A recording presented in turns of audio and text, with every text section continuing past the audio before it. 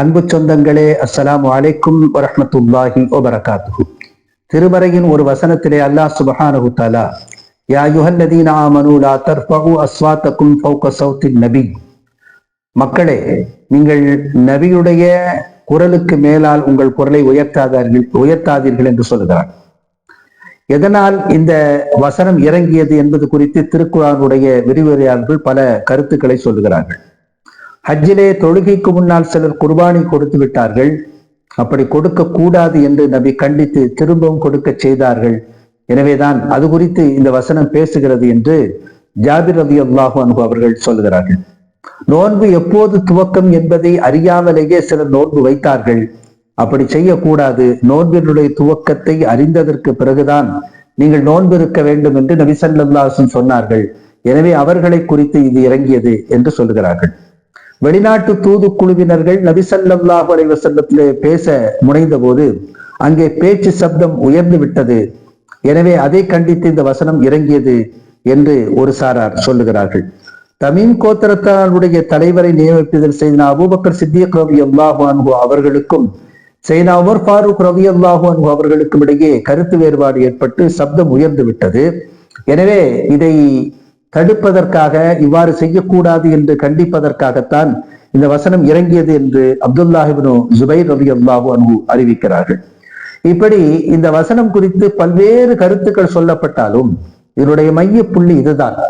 நபிகள் நாயகம் ஸல்லல்லாஹு அலைஹி வஸல்லம் மிகவும் மேம்பட்டவர்கள்.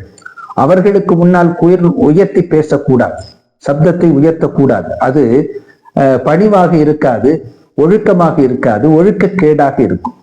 இதன் அடிப்படையில் தான் பெற்றோருக்கு முன்னால் குரல் உயர்த்தி பேசாதீர்கள், ஆன்மீக தலைவராக இருக்கக்கூடிய ஷேகுக்கு முன்னால் குரல் உயர்த்தி பேசாதீர்கள், ஆசிரியருக்கு முன்னால் குரல் உயர்த்தி பேசாதீர்கள், முதியோருக்கு முன்னால் குரல் உயர்த்தி பேசாதீர்கள் என்று சொல்லி படிப்படியாக நிறைய சட்டங்களை வகுக்கிறார்கள்.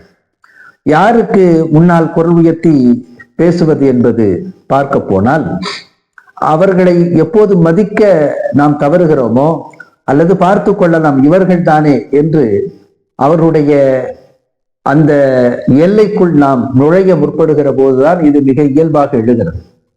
எனவே சப்தம் உயர்த்தி பேசக்கூடாது. உயர்த்தி பேசுதல் என்பது காது கேட்காதவருக்கு அல்லது தொலைவில் இருக்கக்கூடியவருக்குத்தான் சப்தம் உயர்த்தி பேச வேண்டும். ஒரு சபையிலே இருக்கிறார்கள் என்று சொன்னால் அவர்களுக்கு கேட்கும் என்கிற பட்சத்திலே மிக தாழ்மையாக, மிக பணிவாக கேட்கும் அளவிற்கு குரலை வைத்துக் கொண்டிருப்பதுதான் நல்லது. இந்த வசனம் இறங்கியதற்கு பிறகு சில சஹாபாக்கள் மிக இயல்பாக உரத்த குரல் பெற்றவர்கள் எல்லாம் ஒதுங்கி போய் இருந்தார்கள். ஆனால் இது உங்களை குறிக்கவில்லை. வேண்டுமென்றே நபி ஸல்லல்லாஹு அலைஹி வஸல்லம் அந்த சபையிலே கண்ணிய குறைவாக நடந்து கொள்ள அவர்களை பற்றித்தான் பேசுகிறேன் என்று சொன்னதற்கு பிறகுதான் அவர்கள் எல்லாம் மிக இயல்பாக நபியினுடைய சபைக்கு வந்தார்கள் என்று வரலாற்று குறிப்பு என்று சொல்லுகிறது. மொத்தத்தில் கண்ணியமிக்க மனிதர்களுக்கு மத்தியிலே எப்படி நடக்க வேண்டும் என்கிற ஒழுக்கத்தை, நாகரிகத்தை இந்த வசனம் நமக்கு கற்றுத்தருகிறது. பெரியோர்களாக இருந்தால், முதியவர்களாக இருந்தால், ஆசிரியர்களாக இருந்தால், ஆன்மீக தலைவர்களாக இருந்தால், நபிமார்களாக இருந்தால் அவருடைய சபையிலே குரல் உயர்த்தி பேசக்கூடாது, தாழ்த்தித்தான் பேச வேண்டும்.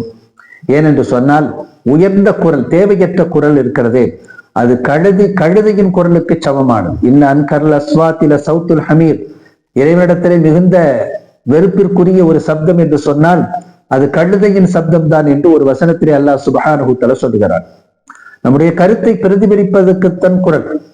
வேண்டுமென்றே சப்தத்தை உயர்த்தி ஒழுக்கக்கேடாக நடந்து கொள்வதற்கு அந்த குரல் தேவையில்லை. எனவே பேசுகிற விஷயத்தில் நாம் கவனமாக இருக்க வேண்டும்.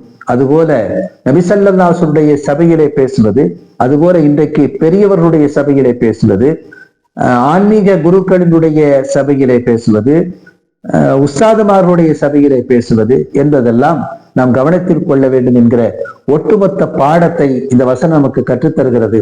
எனவே பேசுவதில் நாம் கவனம் செலுத்தி நம் குரலை பாதுகாப்போம், சபையின் ஒழுக்கத்தை பாதுகாப்போம். அல்லாஹ் சுப்ஹானஹு தஆலா நமக்கு தௌஃபீக் செய்வானாக. ஆமீன்.